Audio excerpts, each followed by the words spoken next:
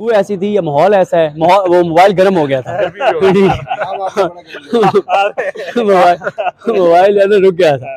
हालांकि शायद भी कह रहे हैं पहली बार हुआ है, पहली बार कभी ऐसे नहीं कभी हुआ। अच्छा, वैसे मेरे साथ ऐसे ठीक है। अच्छा, ये भी ये दावा मौलाना फजल रहमान साहब किया करते थे, हम आप पे जमीन गर्म कर देंगे, लेकिन आज आपकी बातों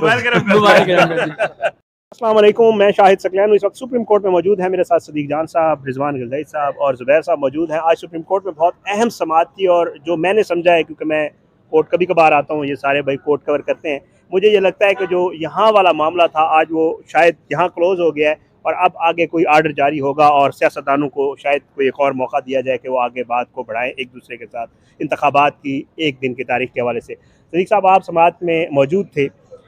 आज जितना भी ये समाअतें गुजरी हैं उनमें से आज की जो समाअत थी उसमें जो चीफ साहब की तरफ से रिमार्क्स थे वो आज मुझे बड़े सख्त और बड़े क्लियर नज़र आए हैं। चीफ साहब ने कभी कोई जवाब नहीं दिया जो पॉलिटिकल जितनी भी पॉइंट स्कोरिंग की गई इस हेयरिंग को लेकर। आज उन्होंने थोड़े से ऐसे जवाब दिए जिससे ये वाज़ेह हो गया है कि आइन की जो बालादस्ती है वो हर हाल में जो है उसको यकीनी बनाया जाएगा। देखें शायद सकलैन साहब, आपने दुरुस्त कहा, आज उमरता बंदियाल साहब ने 23 फरवरी से लेकर आज तक की जो इवेंट्स है ना उनको जिसे कहते हैं कंपाइल किया है, ठीक है। उनको सारा उन्होंने उसकी एक रिकैप वो करके उन्होंने ये बताया हुकूमत को कि हर चीज़ एक एक बात हमारे सामने सारी चीज़ों में हम देख रहे थे, सुन रहे थे, हमारे सामने आ रही थी। जो आप बदतमीज़ी बदतहजीबी उन्होंने लफ्ज़ इस्तेमाल नहीं किया, लेकिन उनका कहने का मकसद था कि जो आपने गैर काम किए, गैर कानूनी काम किए, बदतमीज़ी की, बदतहजीबी की है, जजेस को अटैक किया, उनकी फैमिली, सब हमारे सामने है। लेकिन बंदियाल साहब के बारे में मैं हमेशा ये बात कहता हूँ, पिछले 1 साल से मैं कहता हूँ, और ये रिजवान भाई को याद होगा, जब ये 9 अप्रैल वाला फैसला आया और बंदियाल साहब के खिलाफ एक कैंपेन चली थी, तो मैंने ट्विटर के ऊपर थ्रेड लिखा था और वो 32-33 ट्वीट्स का था। और मुझे याद है कि वो 1.5-2 घंटे लगा के मैंने वो लिखा था। मतलब वो बड़ा मुश्किल होता है कि आप 32-33 ट्वीट्स का थ्रेड लिखें। तो मैंने वो लिखा था और मैंने उसमें यही बताया था कि बंदियाल साहब को ना तो इन्फ्लुएंस किया जा सकता है, ना बंदियाल साहब को वो कर सकते हैं। वो जो चीज़ ठीक समझते हैं वो करते हैं, जो वो मुल्क के लिए बेहतर समझते हैं करते हैं। और मैंने उस वक्त भी कहा था कि आप जब वक्त आएगा देखेंगे कि यही बंदियाल साहब होंगे। आज जिसने गालियाँ देनी दे ले, जहाँ पे जो भी जिसके हक में आएगा, खिलाफ फैसला आएगा, वो गालियाँ भी देने वाले होंगे तो उनके हक में फैसला फिर भी दे देंगे। ये नहीं देखेंगे गालियाँ दे रहा है तो मैं गुस्से में है उसके खिलाफ। आज उन्होंने ये बताया कि हमने इसलिए कंटेम्प्ट नहीं की कि हमने इसलिए रिएक्ट नहीं किया कि अगर हम भी गुस्से में आ जाएंगे तो फिर गुस्से में फैसले ठीक नहीं होते। बिल्कुल। तो लिहाजा उन्होंने कहा, लेकिन एक बात उन्होंने क्लियर कर दी कि अब पुलों के नीचे से पानी बहुत बह गया है। ठीक है, अब मसला हमारे सब्र तहम्मुल बर्दाश्त का नहीं रहा, हमारी ज़ात का नहीं रहा। अब मसला है आइन का। हमने हलफ लिया हुआ है आइन के तहफ़्फ़ुज़ का, उसके इम्प्लीमेंटेशन का। नज़र ज़रूरत दफन हो चुका है, जस्टिस मुनीर की रूह दफन हो चुकी है।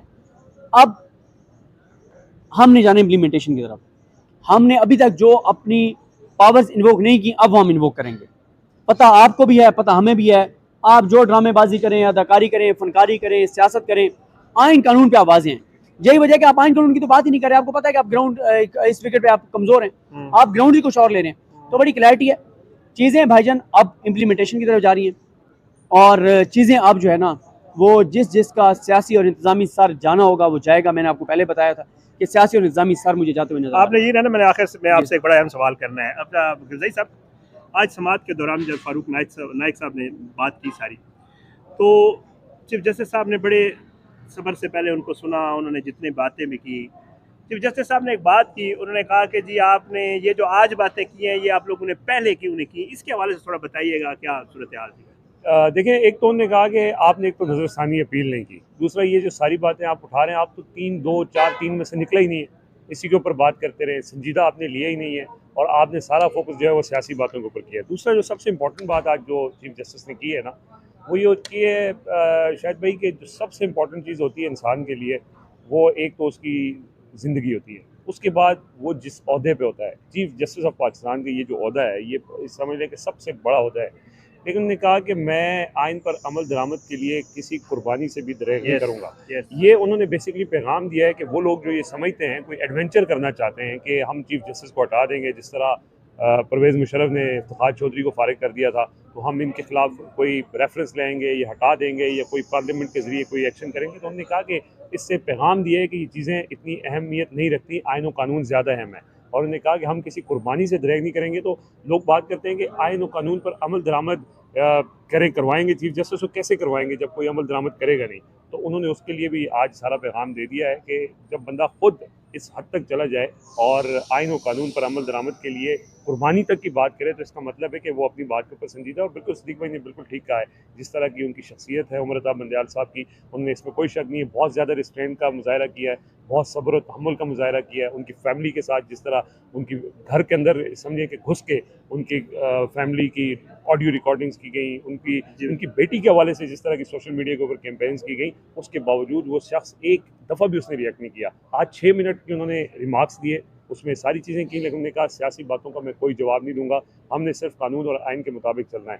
तो ये अब तो जो फैसला है वो होना है, और फैसला यही है कि इंतखाबात होने, क्योंकि अब मुज़ाकरात की बात तहरीक इंसाफ ने आज इनकार कर दिया है। साद रफ़ीक साहब ने कहा था कि हमें वक्त दें, फ़ारूक नाइक साहब ने भी कहा था कि हम किसी नतीजे पर पहुँच चुके हैं, लेकिन शाह महमूद कुरैशी के इनकार के बाद अब मुज़ाकरात का तो कोई रास्ता नहीं है, अब हुक्म आना है। आज वाला जो ये जो केस है पूरे मुल्क में एक ही दिन इंतखाबात का, इसका मुख्तसर हुक्मनामा भी आ जाएगा, लेकिन जो पंजाब में इंतखाबात से मुतल्लिक जो 14 मई का फैसला है उस पर अमल दरामद के हवाले से सुप्रीम कोर्ट लगता ही है कि अब ज़्यादा देर नहीं करेगी, और आज जो जुम्मा है, नेक्स्ट जो अगला वीक होगा उसके आगाज़ में कोई बड़ा फैसला हम एक्सपेक्ट कर रहे हैं। अच्छा ज़ुबैर भाई, ये बताइएगा, ख्वाजा साद रफ़ीक साहब के हवाले से स्पेशली मैं बात करूँगा। आज वो आए क्योंकि वो मुज़ाकराती कमेटी का भी हिस्सा थे। आज उन्होंने बड़ी अच्छी तकरीर की जो सुप्रीम कोर्ट के अंदर की, और बड़ा उन्होंने हवाले दिए, लेकिन उनको भी चीफ साहब ने भी कहा कि जी आपने आज बड़ी अच्छी बात की है।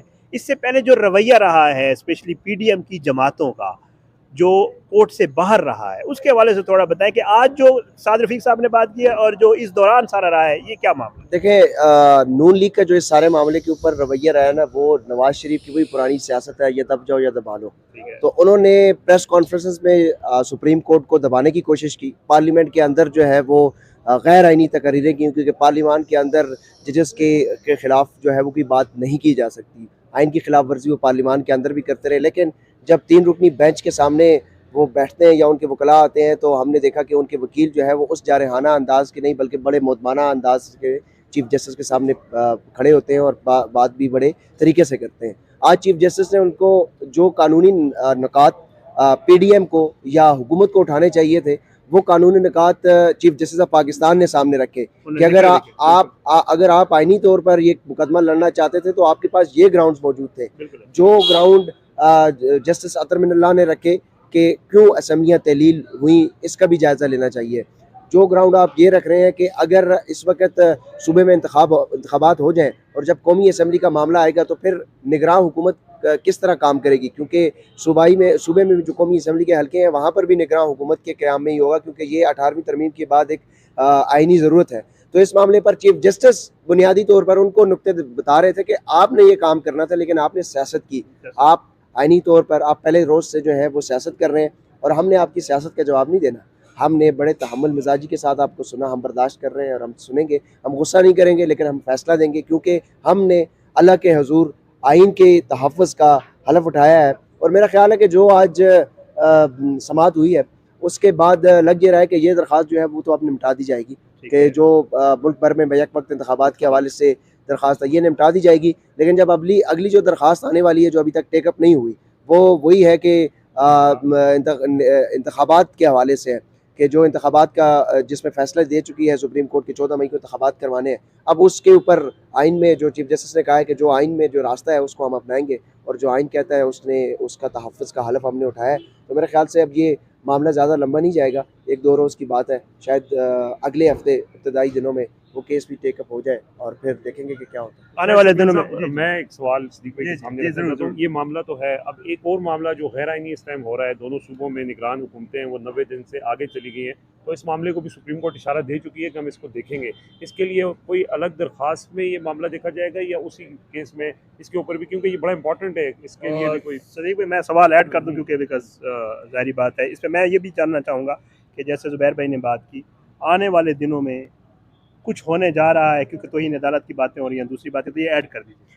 देखें, जो बात की है रिजवान गलज़ई साहब ने, रिजवान भाई जो बात आप कह रहे हैं ना कि निगरान हुकूमतों के हवाले से, उस पर सुप्रीम कोर्ट में ऑलरेडी पिटीशंस आई हुई हैं। फवाद चौधरी साहब की, चौधरी परवेज़ लाई साहब की, आई थिंक दोनों स्पीकर जो हैं उनकी, उसके ऊपर खासी पिटीशंस आई हुई हैं और वो टेकअप होंगी, पहली चीज़। दूसरी जो बात शाहिद भाई कह रहे थे ना जिन चीज़ों के ऊपर, मैं तो ये देख रहा हूँ कि अब मंडे को हर सूरत में ये टेकअप होना है आप केस, क्योंकि टाइम नहीं है पीछे। ठीक है। अच्छा मंडे को नहीं होगा, ट्यूसडे को हो जाएगा। वैसे तो मुझे लगता है कि मंडे को हो जाएगा, वरना ट्यूसडे को हो जाएगा। लेकिन ये अब क्लैरिटी है कि आप सुप्रीम कोर्ट देखें 14 मई को इलेक्शन तो नहीं हो रहे। आप तो सिर्फ सुप्रीम कोर्ट नहीं करना है कि जिन्होंने सुप्रीम कोर्ट के ऑर्डर्स को वायलेट किया है उनके खिलाफ कार्रवाई होनी है। उनके खिलाफ कार्रवाई क्या होती है? देखें आज बंदयाल साहब ने ये भी कहा ना कि अगर आप नेकनियती दिखाना चाहते तो आपको करना ये चाहिए था कि आप 21 अरब रुपए जारी करते और फिर हमारे पास आ जाते और कहते कि जनाब आप हमने देखें सर 21 अरब रुपए जारी कर दिया, आप हुक्म की तामील कर दिया, लेकिन सिक्योरिटी के ये इश्यूज हैं। और चीफ जस्टिस ने कहा कि हमारे सामने जब आए सिक्योरिटी से रिलेटेड लोग यानी DGI, DGMO सारे, हमने कहा कि आपकी बातें बहुत वैलिड हैं लेकिन अब पुलों के नीचे से पानी बहुत बह गया है, हमने आप ऑर्डर दे दिया और आप अगर ये कहते हैं कि हम अपना ऑर्डर वापस ले लें तो सॉरी, ऑर्डर हम अपना वापस नहीं लेंगे। और सुप्रीम कोर्ट ने ऑर्डर अपना वापस नहीं लिया। आज भी बंदयाल साहब ने एक बात, और आपने बड़ी अच्छी एक बात की, आज जो सबसे बड़ा पैगाम था ना वो उन लोगों के लिए था जो कह रहे हैं हम जस्टिस उमर बंदयाल को फारिग करवा देंगे, हम फारिग कर देंगे, हम वो काजी फाइज ईसा और जो इस वक्त लोग हैं जिनके पता नहीं मकासद पता नहीं ज़ाती को इशूज़ हैं, क्या इशूज़ हैं, लेकिन वो इदारे mafias, PDM, election commission, media का बड़ा हिस्सा, ये सब एक पेज पर आ गए हैं। तो ये सारे मिलकर समझते हैं कि बंदयाल साहब कमज़ोर है, उनको निकाल दो, उन्होंने निकालना है निकाल दो। और पहले भी बंदयाल साहब ने कहा था कि मैं इस जगह के ऊपर वो आखिरी जज हूँ जिनको निकाला गया था और वो फिर रिस्टोर हुए, ये आखिरी जज हैं जब जनरल मुशर्रफ ने इमरजेंसी लगाई थी और निकाला गया था।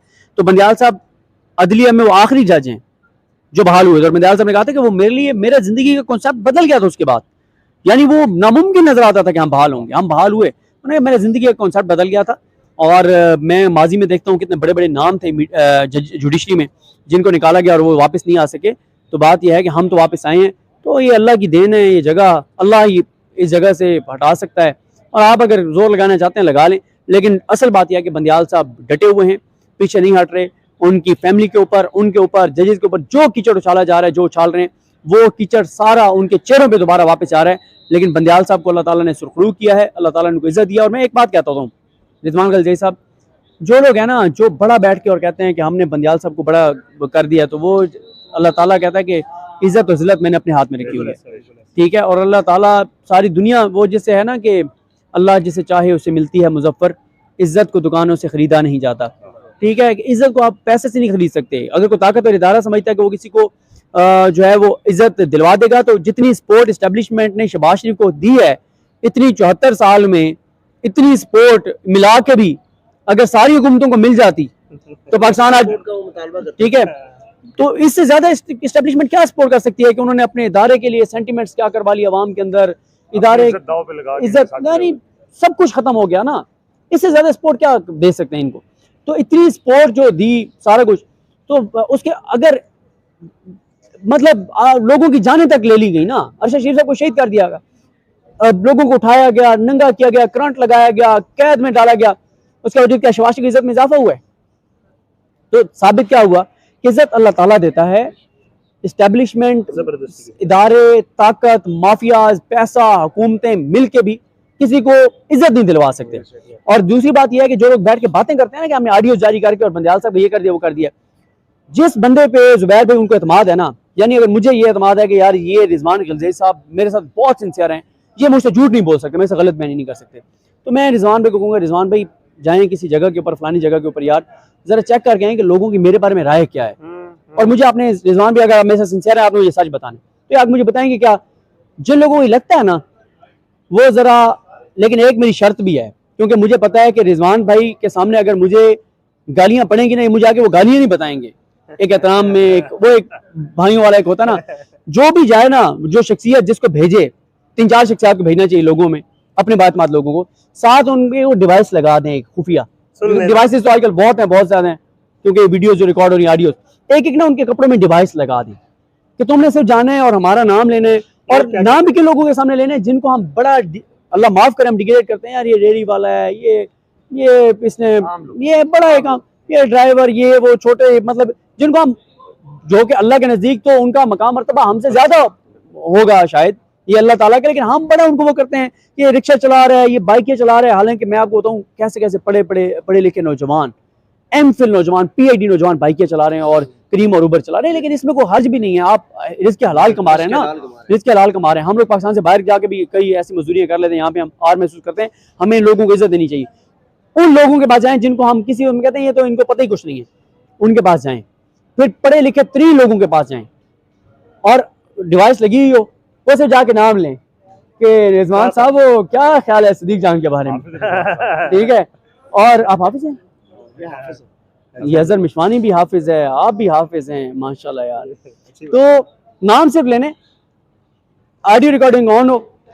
एक मैं बात यकीन से कह सकता हूँ कि जो जो भेजेगा ना अपने करीबी लोगों को, यानी मैं अगर रिजवान साहब को भेजूंगा कि मेरे बारे में पूछ के आए, जब ये आके मुझे डिवाइस वो देंगे ना और मैं वो ऑडियो सुनूंगा, उसके बाद कमल का मैं इनके सामने कभी नहीं करूंगा। अच्छा बस बात इसको यहाँ पे ख़त्म करते हैं। देखिए मैं चौकाज़म गया, वहाँ एक आगे इलाका है जमाल सफरी, उस साइड पे गांव है। साबिर ताथीम साहब बड़े अच्छे साफ़ी हैं, उनकी मिसेस का इंतकाल हो गया, अल्लाह ताला उनको सब्र दे, उनकी मिसेस के दर्जात बुलंद करे। तो उनके मैं गाँव में गया तो दरख्तों के नीचे चारपाइयाँ लगी हुई थी और देहात के लोग थे, बिल्कुल जिनको हम समझते हैं यार ये तो देहात में बैठे, इनको क्या पता है, वो कि मतलब आजकल वो हमसे ज़्यादा अवेयर्ड हैं, बाशऊर भी हैं माशाल्लाह, उनका वियन, उनका रख रखाव चीज़ें वहाँ जो मैं सुन के आया हूँ ना, मैंने आपको भी नहीं बताई, आपको भी नहीं बताई, अब इसके बाद बता दूंगा। बहुत शुक्रिया। ठीक है, मैं उम्मीद करता हूँ इंशाल्लाह मैं सदीक जान साहब से वैसे प्राइवेटली पूछ के बाद में हम किसी वीडियो में जिक्र कर देंगे। नो अगर प्रॉब्लम। आप करें हाँ। तो मैं आपको 5 लाख रुपए दूंगा। ठीक है, चले ये तो अच्छी बात है। और हम आपके पीछे नहीं आएंगे फिर। यार ये ज्यादती है, ये ज्यादती है।